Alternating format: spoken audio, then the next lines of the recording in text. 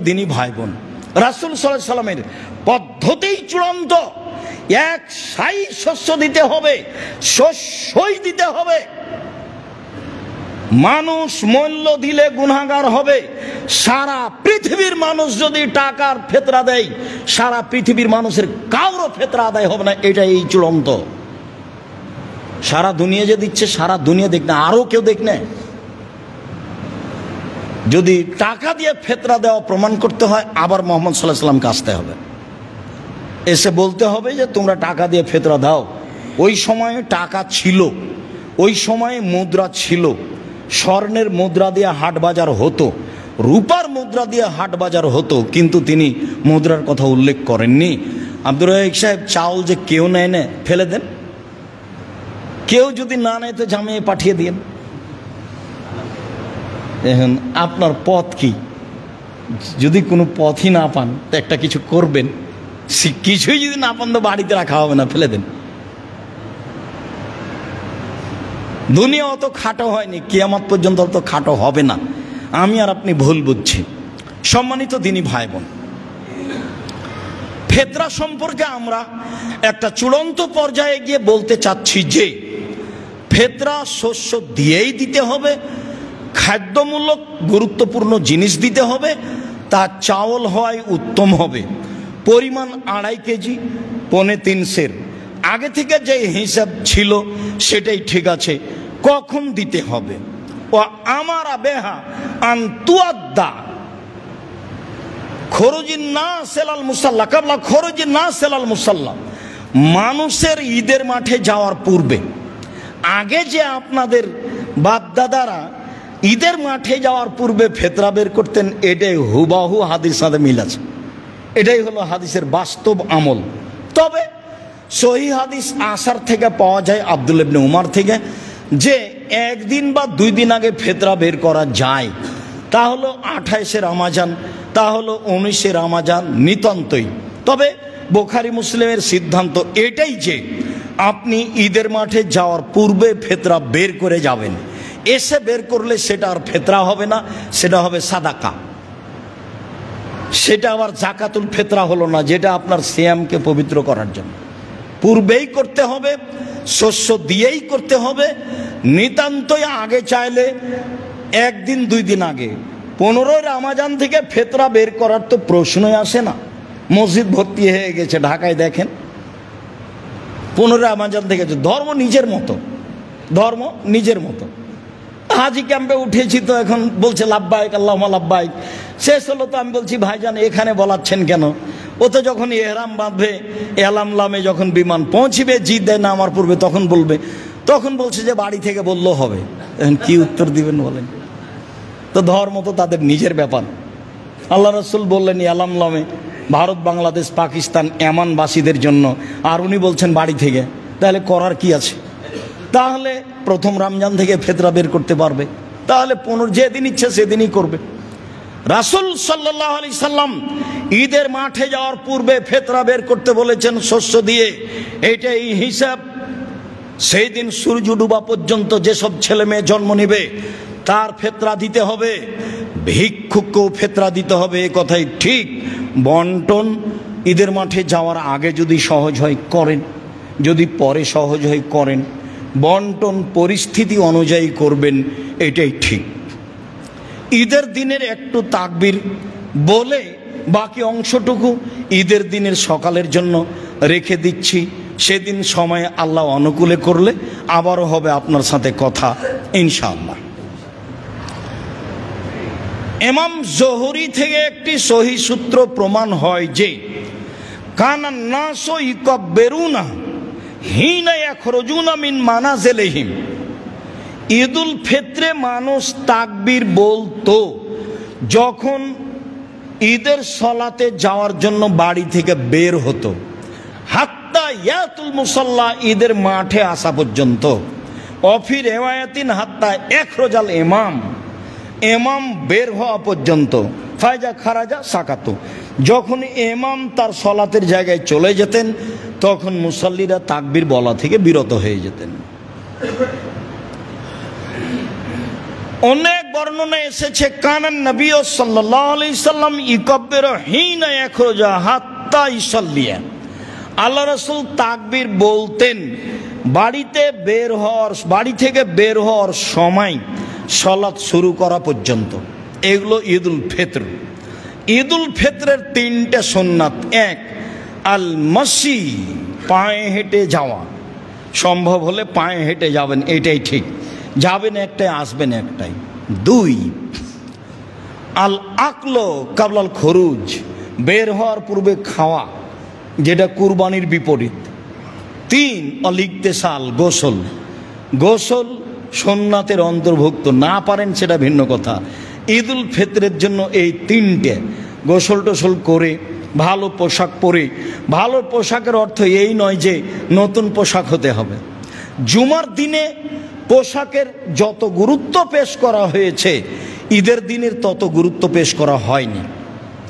খালি বুখারী মুসলিমে এসেছে ওমর রাদিয়াল্লাহু তাআলা আনহু একটা কাপড় নিয়ে এসে আল্লাহ রাসূলকে বললেন, আপনি যদি এটা কিনতেন তাহলে আপনি আগন্তুকের সাথে এইটা পরে সাক্ষাৎ করতেন, আর ঈদের যাওয়ার সময় এইটা পরতেন।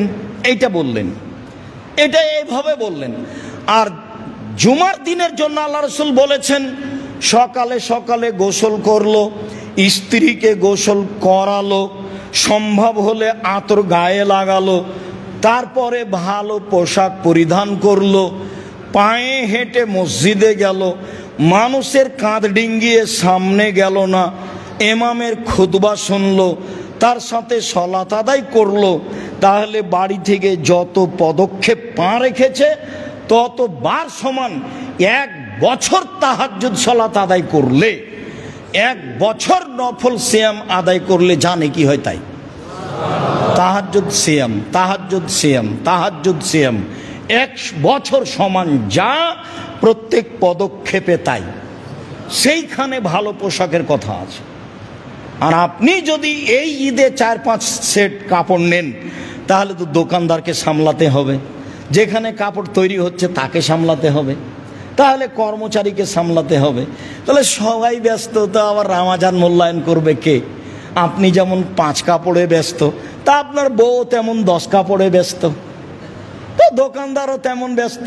সবাই মিলে এখন ভাবছে যে 11 মাসে যা ব্যবসা হয়েছে 1 মাসে ব্যবসা করে নাও, তাহলে ইবাদত করবে কে? সবটাই উল্টে গেছে। সবটাই, খাওয়া থেকে নিয়ে সব কিছু, সবটাই কমাতে হবে, তাহলে আপনি ইবাদতকে মূল্যায়ন করতে পারবেন। সম্মানিত দিনী ভাই বোন, আলী রাদিয়াল্লাহু তাআলা আনহু ইকাব্বিরু ইয়াউমা আরাফা বাদাল ফজরে ইলা সালাতিল আসর মিন আখির আইয়াম। কুরবানির ঈদে আলী রাদিয়াল্লাহু তাআলা আনহু আরাফার দিন তাকবীর পাঠ করেন আইয়ামে তাশরিক পর্যন্ত, অর্থাৎ ঈদের 3 দিন পর পর্যন্ত। আবু হুরায়রা রাদিয়াল্লাহু তাআলা আনহু আর আব্দুল্লাহ ইবনে উমর ইয়াখরুজানে ইলা সুকে ফি আইয়ামিল আসরে, কুরবানির 1 থেকে নিয়ে 13 তারিখ পর্যন্ত, 10 তারিখ পর্যন্ত তারা বাজারের দিকে যেতেন। ওয়ায়ুকাব্বিরানে, দুইজনই তাকবীর পাঠ করতেন। ওয়ায়ুকাব্বির নাস বে তাকবীরে হেমা, জনগণও তাদের তাকবীরের সাথে তাকবীর পাঠ করত। তাহলে কুরবানির দিন কুরবানিতে তাকবীর হলো একেবারে ঈদুল আজহার 1 তারিখ থেকে নিয়ে 13 তারিখ পর্যন্ত, এক টানা 13 তারিখ আসর সালাত পর্যন্ত। আর ঈদুল ফিতরে তাকবীর হলো বের হওয়া থেকে ঈদের মাঠ পর্যন্ত, সালাত পর্যন্ত। এক হাদিসে বের হওয়া থেকে ঈদের মাঠ পর্যন্ত, আর এক হাদিসে বের হওয়া থেকে নিয়ে সালাত পর্যন্ত। এ হলো তাকবীর। বিষয়গুলি ভালোভাবে মনে থাকে যেন। সব তাকবীরেই হাত উঠাতে হবে সেই কথাটি পরে। এখানে আরেকটি জরুরি কথা, যে কি তাকবীর পড়ব, তাকবীর কি হবে আমাদের। আল্লাহ তাআলা বলছেন ফাদকুরুল্লাহ ইনদাল মাশারিল হারাম, তোমরা কুরবানির দিন মাশারে হারামে আল্লাহকে ডাকো। যারা হজ করতে যায় তাদেরকে বলছি। মাশারে হারাম আছে মুজদালেফায়, ভিড়ে আপনি খুঁজে পাবেন না, পরের দিন দেখে আসিয়েন, নাহলে আগের দিন দেখে আসলেন। লেখা আছে মসজিদ ও মাশারে হারাম, ওখান থেকেই আপনার রাস্তা একটু ব্যাক করে ঘুরে পাথর মারতে যেতে হবে। এইটা আরাফা থেকে আস্তে আস্তে বলতে গেলে একটা শেষ পর্যায়ে, এটা হলো মাশআরে হারাম। এখানে আশেপাশে হাতিকে ঠেকিয়ে দেওয়া হয়েছিল। আল্লাহ এখানে আল্লাহকে ডাকতে বলছেন। আল্লাহ বলছেন ফাদকুরুহু মা হাদাকুম, তোমরা তাকবীর পাঠ করো যেভাবে আল্লাহ তোমাদেরকে শিখিয়ে দিয়েছেন। আল্লাহ তাআলা বলছেন ওয়াদকুরুল্লাহ ফি আইয়ামিম মাদুদাত, এই দিনগুলিতে তোমরা আল্লাহকে ডাকো, জিকির করো। কি দিয়ে ডাকবো, কি দিয়ে জিকির করব? তাতে স্পষ্ট প্রমাণ আছে এইটুকু যে আব্দুল্লাহ ইবনে উমর ইকাব্বিরু, আব্দুল্লাহ ইবনে উমর ফি আইয়ামিত তাশরিক, তাশরিকের দিনগুলিতে বলতেন আল্লাহু আকবার, আল্লাহু আকবার, লা ইলাহা ইল্লাল্লাহ, আল্লাহু আকবার, আল্লাহু আকবার ওয়ালিল্লাহিল হামদ। পরে ও আল্লাহু আকবার, আল্লাহু আকবার, লা ইলাহা ইল্লাল্লাহ, আল্লাহু আকবার, আল্লাহু আকবার ওয়ালিল্লাহিল হামদ। হাদিস সহিহ। এইটুকু বোঝা যায় স্পষ্ট। আল্লাহু আকবার কাবীরা, আলহামদুলিল্লাহ কাসীরা, সুবহানাল্লাহ বুকরাতাম ওয়াসিলা, এইটা আমরা এ যাবৎ প্রমাণ করতে পারিনি। এইটা থেকে আপনাকে বিরত থাকতে হবে সারা দুনিয়া বললেও। তাহলে আপনি জিকির কি করবেন? তো জিকির করেন তাহলে, যেহেতু আয়াত দ্বারা প্রমাণ। জিকির কি? সবচেয়ে উত্তম জিকির লা ইলাহা ইল্লাল্লাহ, আফজালুজ জিকিরে লা ইলাহা ইল্লাল্লাহ, সবচেয়ে উত্তম জিকির হচ্ছে লা ইলাহা ইল্লাল্লাহ। বলেন তাহলে কুরবানির 1 তারিখ থেকে ঈদের দিন সকাল থেকে বলেন লা ইলাহা ইল্লাল্লাহ, লা ইলাহা ইল্লাল্লাহ, লা ইলাহা ইল্লাল্লাহ বলেন। সবচেয়ে উত্তম জিকির হচ্ছে সুবহানাল্লাহি ওয়া বিহামদিহি সুবহানাল্লাহিল আযীম, সুবহানাল্লাহি ওয়া বিহামদিহি সুবহানাল্লাহিল আযীম। সবচেয়ে উত্তম জিকির হচ্ছে সুবহানাল্লাহি আলহামদুলিল্লাহি ওয়া লা ইলাহা ইল্লাল্লাহ আল্লাহু আকবার। সবচেয়ে উত্তম জিকির হচ্ছে সুবহানাল্লাহি ওয়া বিহামদিহি, যেটা 100 বারের হিসাব আছে, সুবহানাল্লাহি ওয়া বিহামদিহি। এ হলো জিকির। তাহলে স্পষ্ট জিকির আব্দুল্লাহ ইবনে উমর থেকে এইটা, আল্লাহু আকবার, আল্লাহু আকবার, লা ইলাহা ইল্লাল্লাহ, আল্লাহু আকবার, আল্লাহু আকবার ওয়ালিল্লাহিল হামদ। আল্লাহু আকবার কাবীরা, আলহামদুলিল্লাহ কাসীরা, সুবহানাল্লাহ বুকরাতাম ওয়াসিলা বলা থেকে বিরত থাকবেন। আরও 5 জনকে বলতে নিষেধ করবেন, কেন এটা ইবাদত। আমার আর আপনার ইচ্ছা চলে না। যেহেতু আল্লাহকে আল্লাহ নিজে ডাকতে বলছেন যে এই দিনগুলিতে আল্লাহকে ডাকো, জিকির করো, তাহলে তো উত্তম জিকির আছে লা ইলাহা ইল্লাল্লাহ। বলেন, সেটার প্রমাণ আছে জিকির হিসাবে। সবচেয়ে জিকির যাতে 4টা কালেমা আছে, সুবহানাল্লাহি আলহামদুলিল্লাহ লা ইলাহা ইল্লাল্লাহ আল্লাহু আকবার। এটা হলো আপনার ঢাল, যা থেকে বিপদে বাঁচা যায়। এটা হলো পিছন দিক থেকে ঢাল, যাতে শত্রু পিছন দিকে ধরতে না পারে। এটা হলো স্থায়ী শতামল, সুবহানাল্লাহি আলহামদুলিল্লাহ লা ইলাহা ইল্লাল্লাহ আল্লাহু আকবার। এটার গুণ হলো 3টে। একটা, সামনে থেকে শত্রু আপনাকে ধরতে পারবে না, এটা ঠেকাবে। 2, পিছন দিকে শত্রু আপনার আসতে পারবে না, এ ঠেকাবে, জাহান্নাম থেকে বাঁচাবে। 3, এটা হলো স্থায়ী শতামল। আর ভারী জিকির নেকির পাল্লাই সুবহানাল্লাহি ওয়া বিহামদিহি সুবহানাল্লাহিল আযীম। আর একবারে সাগরের সমান যদি পাপ হয়, ফেনার সমান, সবও মুছে যাবে। সেটা কি? 100 বার সুবহানাল্লাহি ওয়া বিহামদিহি সুবহানাল্লাহি ওয়া বিহামদিহি সুবহানাল্লাহি ওয়া বিহামদিহি সুবহানাল্লাহি জিকির হিসাবে নেন। তাহলে জিকির হিসাবে আমি এইগুলো নিতে পারি। আর সরাসরি আব্দুল্লাহ ইবনে উমর থেকে যা প্রমাণ হলো তা নিতে পারি। সলাতের পরে আপনাদের সাথে বসে সিদ্ধান্ত নিব আমি ঈদের দিন ঈদের সলাত কয়টায় হবে। অনুমান করছি 7:30টায় বা 7:15টায়, গত বছর অনুযায়ী। কথা শেষে আপনাদের সাথে হবে। বলছিলাম, সম্মানিত দিনী ভাই বোন, রামাজানকে মূল্যায়ন করার 1 নম্বর পথ সিয়াম থাকা। রামাজানকে মূল্যায়ন করার 2 নম্বর পথ দান করা। এইটা ইবাদত, এবং পৃথিবীতে সবচেয়ে শক্তিশালী ইবাদত। কম হোক বেশি হোক, যার যা সম্ভব, ভালো জায়গাতে দান করিয়েন, দান যেন আবার পাপের কারণ না হয়। এইটা হলো রমজান মাসের দ্বিতীয় গুরুত্বপূর্ণ কাজ। আল্লাহর নবী রমজান মাসে পূর্ব দিকের বাতাসের চেয়ে বেশি দানশীল ছিলেন। কেমন কি? এটা আপনার কি দিয়ে বুঝাবো? পূর্ব দিকের বাতাসের চেয়ে বেশি দানশীল ছিলেন, মানে খুব বেশি দান করতেন রমজান মাসে। 3 হলো জিকির, কোরআন তেলাওয়াত। 4 হলো জিকির, আর 5 হলো ইস্তেগফার। ইস্তেগফার কি? আস্তাগফিরুল্লাহ ওয়া আতুবু ইলাইহি, আস্তাগফিরুল্লাহ আল্লাযী লা ইলাহা ইল্লা হুয়াল হাইয়ুল কাইয়্যুম ওয়া আতুবু ইলাইহি, রব্বিগফিরলি ওয়া তুব আলাইহি ইন্নাকা আনতাত তাওয়াবুল গফুর। আর না হলে আল্লাহুম্মা আনতা রাব্বি লা ইলাহা ইল্লা আনতা খালাকতানি, সাইয়্যিদুল ইস্তেগফার। এ হলো ইস্তেগফার, জাহান্নামে যাবে না। তো এগুলি আল্লাহ তাআলার দয়া ভালোবাসা দেখানোর জন্য করা হয়ে থাকে, যাতে করে মানুষ রমজান মাসে আল্লাহকে বেশি পাওয়ার জন্য চেষ্টা করে। তো রমজান একটি দয়া রহমতের মাস, যার কাছে যতটুকু অনুকূলে হলো, যে যতটুকু বুঝলাম মনে করলাম সে ততটুকু করলাম।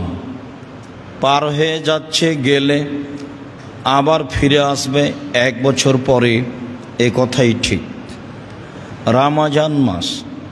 রমজান মাসে ইবাদত হিসাবে একটি গুরুত্বপূর্ণ ইবাদতের পদ্ধতি আছে, তা হলো ইতিকাফ। ইতিকাফ শরীয়তে কোনো এমন সারি বিধান নয় যে করতেই হবে, না করলে গুনাহগার হবে। মর্মে প্রত্যেক পাড়ায় একজন না একজন ইতিকাফ করবে, কথাটি মিথ্যে। করবে মনে করলে পাড়ার লোক গুনাহগার হবে, এটাই সত্য। ইতিকাফ করলে এত নেকি হবে এ কথা নয়, ইতিকাফ করলে মানুষ গুনাহগার হবে এ কথা নয়। রমজানের শেষ দশকে আল্লাহকে বেশি বেশি ডাকার জন্য একটি পদ্ধতির নাম ইতিকাফ। আরবি শব্দ আক থেকে বের হয়েছে, যার অর্থ হলো নিজেকে বিরত রাখা। ইতিকাফ ইবাদতের জন্য নিজেকে বিরত রাখা। ইতিকাফ ফরজ বিধান নয়, তবে ইতিকাফ করতে চাইলে তার কিছু নিয়ম পদ্ধতি আছে। আয়েশা রাদিয়াল্লাহু তাআলা আনহা বলেন, রাসূল সাল্লাল্লাহু আলাইহি সাল্লামের কথাই বোঝা যায় যে as-সুন্নাতু লিল মুতাকিফ, ইতিকাফকারীর জন্য সুন্নাত হচ্ছে যে আল্লাহ ইয়াউদা জানাজা, আল্লাহ ইয়াশহাদা জানাজা, কোনো জানাজায় উপস্থিত হতে পাবে না, অথচ জানাজায় যেতে হবে, এটা জরুরি বিধান। ওয়ালা ইয়াউদা মারিদা, কোনো অসুস্থ ব্যক্তিকে দেখতে যেতে পাবে না, অথচ একটা অসুস্থ ব্যক্তিকে দেখতে যেতে হবে, এইটা জরুরি বিধান। ফলাফলে আল্লাহর নবী বলেছেন, কেউ যদি সকালে অসুস্থ মানুষকে দেখতে যায়, তাহলে সন্ধ্যা পর্যন্ত 70,000 ফেরেশতা তার জন্য আল্লাহর দরবারে ক্ষমা চায়। কেউ যদি একটা জানাজায় উপস্থিত হয়, তাহলে মাটি দেওয়া পর্যন্ত থাকলে 2 কেরাত সমান নেকি হয়।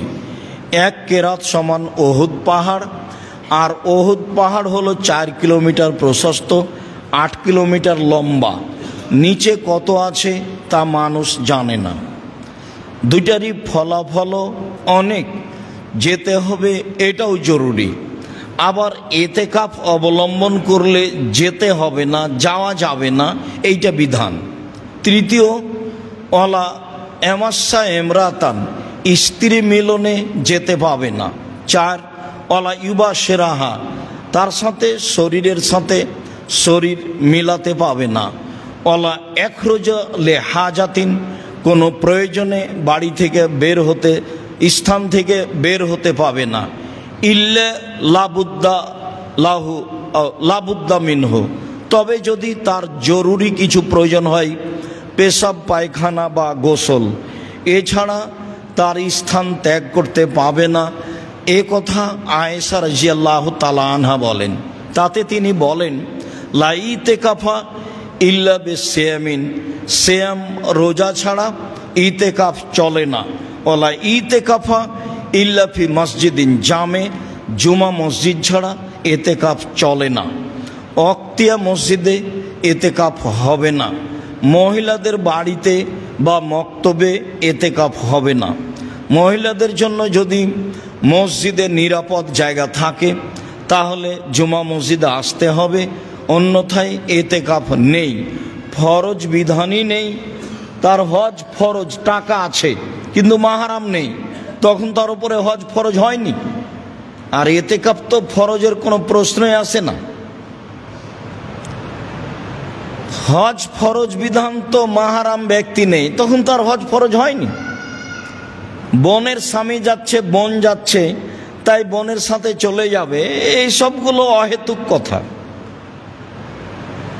বা আরো 5 জন মহিলা যাচ্ছে, মহিলার সাথেও হজে চলে যাবে, উমরায় চলে যাবে, এগুলো অহেতুক কথা।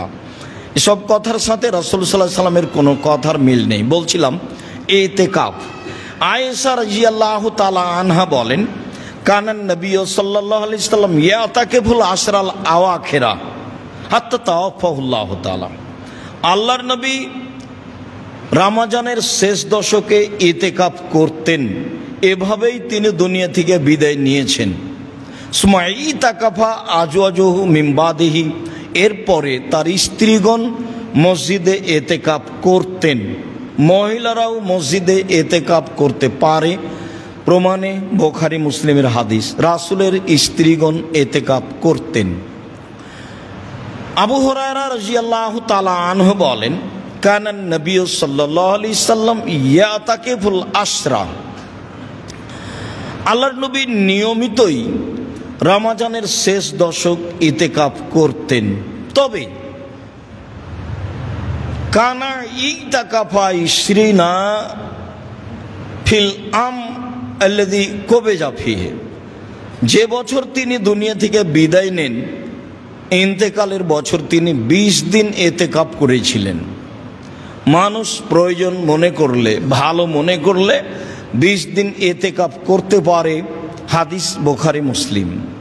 তবে তিনি সাধারণত শেষ দশক ইতিকাফ করতেন।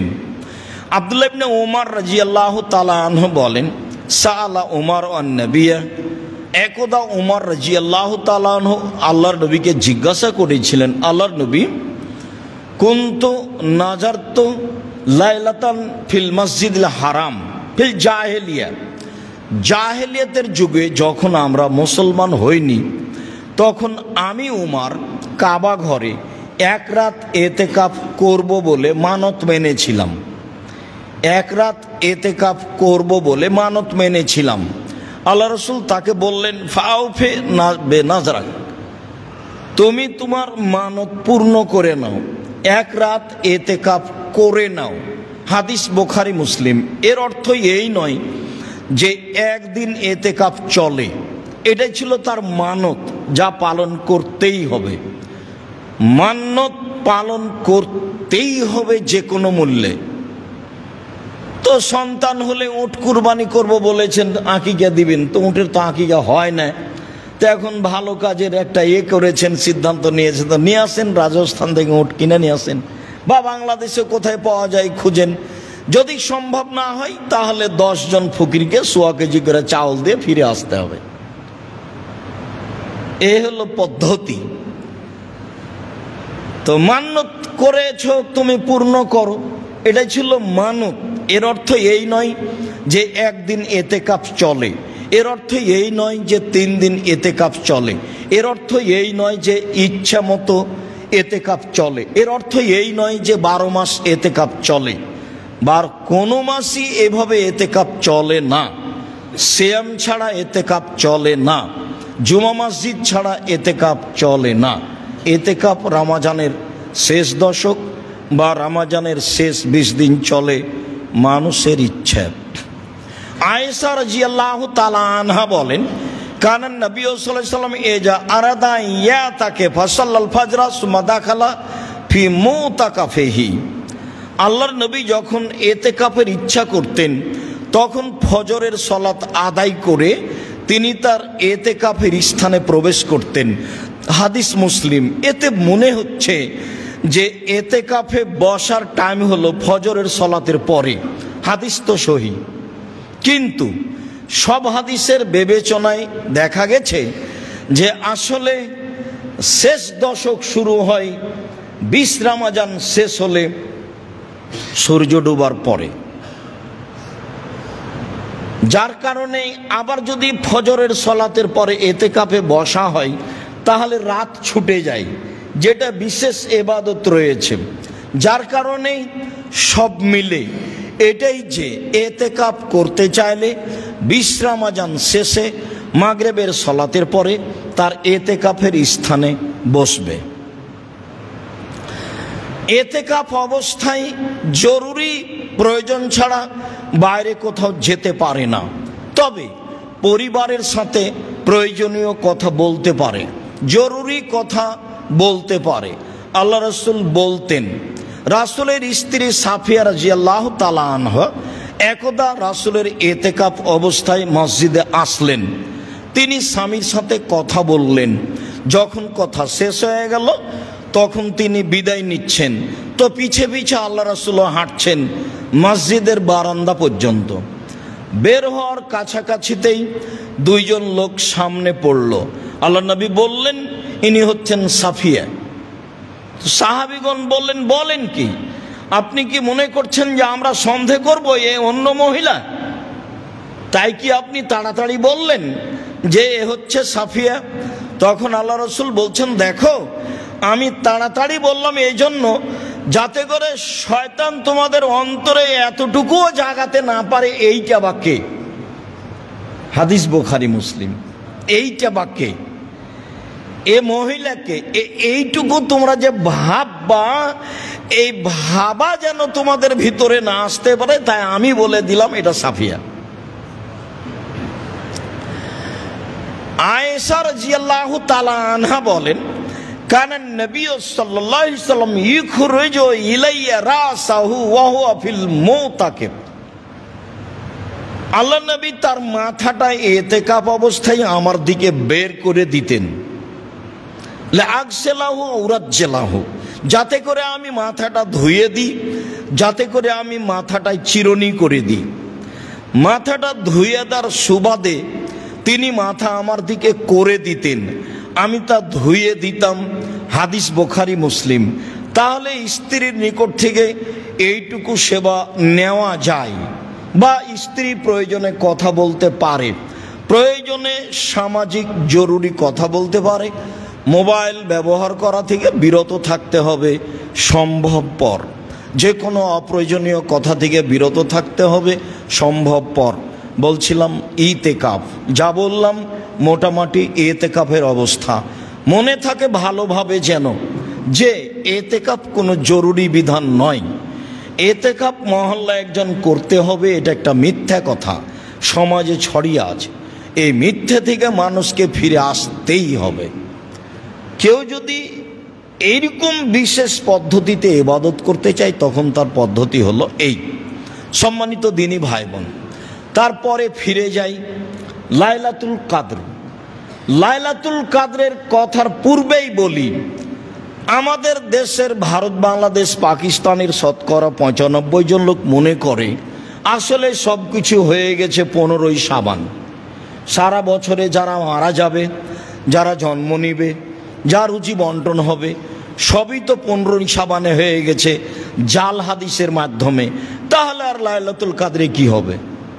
অথচ বোঝা যাচ্ছে যে সব কিছুই হলো লাইলাতুল কাদরে।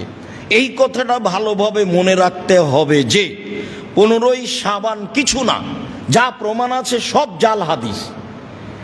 এক থেকে নেই একটানা 15ই শাবান পর্যন্ত সিয়াম থাকতে হবে, এইটা একটা গুরুত্বপূর্ণ বিষয়। চেষ্টা করেন। কে আপনাকে প্রতারণা দিল যে 15ই শাবানে রুজি বন্টন হয়? তো রিক্সাওয়ালা তো রিক্সা ছাড়া বাদ দিয়ে একবারে সারা রাত গোসল করে আতর গোলাপ মেখে লেগে আছে, জেগে আছে, তো কই রিক্সাই চালাচ্ছে সারা বছর। এইগুলো নয়। হ্যাঁ, সব কিছুই হয়, এ কথাই ঠিক। তা হয় লাইলাতুল কাদরে। চলেন লাইলাতুল কাদর।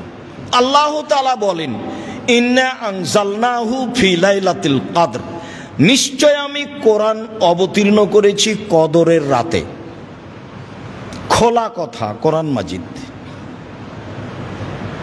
ওমাদ্রাকা মা লাইলাতুল কদর, মুহাম্মদ সাল্লাল্লাহু আলাইহি সাল্লাম আপনি কি বলতে পারেন কদরের রাত কি?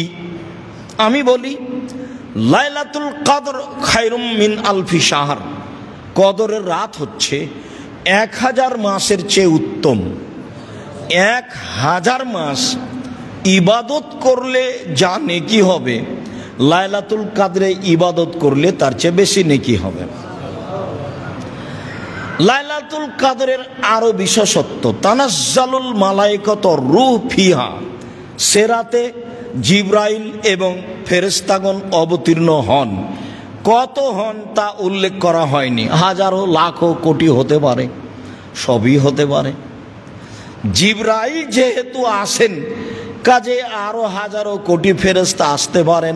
আল্লাহ তাআলা বলেন এ রাতে জিবরাইল এবং ফেরেশতাগণ অবতীর্ণ হন তাদের প্রতিপালকের অনুমতি সাপেক্ষে, কেউ স্বেচ্ছায় আসতে পারে না, তাদের প্রতিপালকের ইচ্ছাই আসেন।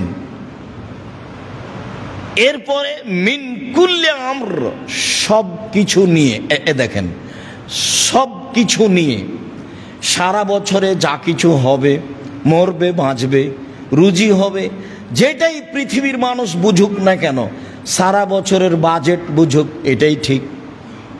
সারা বছরের বাজেট নিয়ে ফেরেশতা এই রাতে নেমে আসেন, যা আল্লাহ তাআলা বলেন সালামুন হিয়া হাত্তা মাতলাইল ফজর, এই রাত শান্তিপূর্ণ থাকে ফজর পর্যন্ত, রাতটি শান্তিপূর্ণ থাকে ফজর পর্যন্ত। তাহলে জিবরাইল সহ ফেরেশতাগণ এ রাতে ফজর পর্যন্ত অবস্থান করেন, যা বোঝা যায়।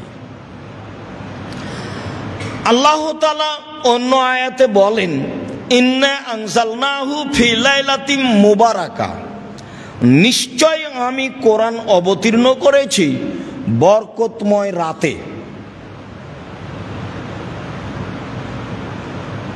ইন্না কুন্না মুনজিরিন, এ দিয়ে আমি মানুষকে সতর্ক করতে চাই, কোরআন দিয়ে না হলে রাত দিয়ে।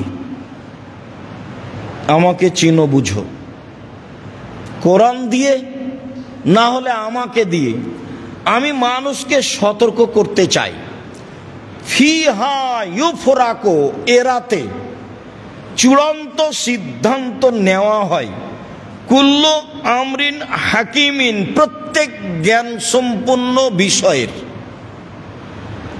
তাহলে সূরা কদরে আছে মিন কুল্লি আমর, সব কিছু নিয়ে, আর এখানে হলো ফিহা ইউফরাকু, চূড়ান্ত সিদ্ধান্ত নেওয়া হয় এ রাতে, কুল্লু আমরিন হাকিম, জ্ঞান সম্পন্ন সব কাজের। এমনি অহেতুক কোনো কাজ সেখানে সিদ্ধান্ত হয় না, অহেতুক কোনো কর্মের সিদ্ধান্ত হয় না, তা হয় বিজ্ঞান জ্ঞান সম্পূর্ণ প্রত্যেক কাজের এ রাত্রে চূড়ান্ত সিদ্ধান্ত নেওয়া হয়, এ কথা আল্লাহ তাআলা বলেন লাইলাতুল কদর। আয়েশা রাদিয়াল্লাহু তাআলা আনহা বলেন কানান নবী সাল্লাল্লাহু আলাইহি সাল্লাম ইয়াজতাহিদু ফিল আসরিল আওয়াখির মা লা ইয়াজতাহিদু ফি গায়রিহা, আল্লাহর নবী রমজানের শেষ দশকে লাইলাতুল কদর যেভাবে চেষ্টা করে খুঁজতেন অন্য দিনে মাসে তা করতেন না। আয়েশা রাদিয়াল্লাহু তাআলা আনহা বলেন তাহাররাউ লাইলাতুল কদরে ফিল আসরিল আওয়াখিরে ফিল বিত্রে মিন রমজানা, রমজানের শেষ দশকে বিজোড় রাতে রাত লাইলাতুল কদর, কদরের রাত তল্লাশি চালাও। পৃথিবীর মানুষ তোমরা কদরের রাতের তল্লাশি চালাও রমজানের শেষ দশকের বিজোড় রাতে, এ কথা আয়েশা রাদিয়াল্লাহু তাআলা আনহা বলেন। আয়েশা রাদিয়াল্লাহু তাআলা আনহা বলেন কানান নবী সাল্লাল্লাহু আলাইহি সাল্লাম ইজা দাখালাল আশর সাদ্দা মিজারাহু ওয়া আহিয়া লাইলাহু ওয়া আইকাজা আহলাহু, যখন রমজানের শেষ দশক আসতো তখন তিনি লাইলাতুল কদরের তল্লাশির জন্য লুঙ্গি গুটিয়ে নিতেন মানে শক্ত প্রস্তুতি নিতেন। রাতে জেগে থাকতেন, পরিবারকে জাগাতেন। রাতে জেগে থাকতেন, পরিবারকে জাগাতেন। বিজড় রাতের কথা তিনি বললেও তিনি নিজে 10 রাতি প্রাণপণে চেষ্টা করেছেন লাইলাতুল কাদরকে খুঁজতে, যা বোঝা যায়। আয়েশা রাদিয়াল্লাহু তাআলা আনহা বলেন, আমি বললাম আল্লাহর নবী, আরাইতা ইন আলিমতু আইয়ু লাইলাতিন লাইলাতুল কাদরে মা আকুলু ফিহা, আমি যদি বুঝতে পারি কোনটা লাইলাতুল কাদর তাহলে আমি কি বলবো? তখন আল্লাহ রাসূল বললেন, কুলি, তুমি বলবা ইন্নাকা আফুবুন তুহিব্বুল আফওয়া ফাফু আন্নি, আল্লাহ তুমি ক্ষমাশীল, ক্ষমাকে ভালোবাসো, আমাকে ক্ষমা করো।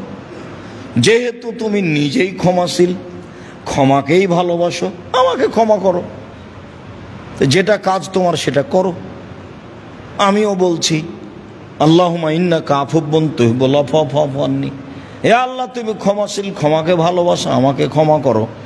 এই কথা রাসূল সাল্লাল্লাহু আলাইহি সাল্লাম আয়েশা রাদিয়াল্লাহু তাআলা আনহাকে বলে দিলেন লাইলাতুল কাদর।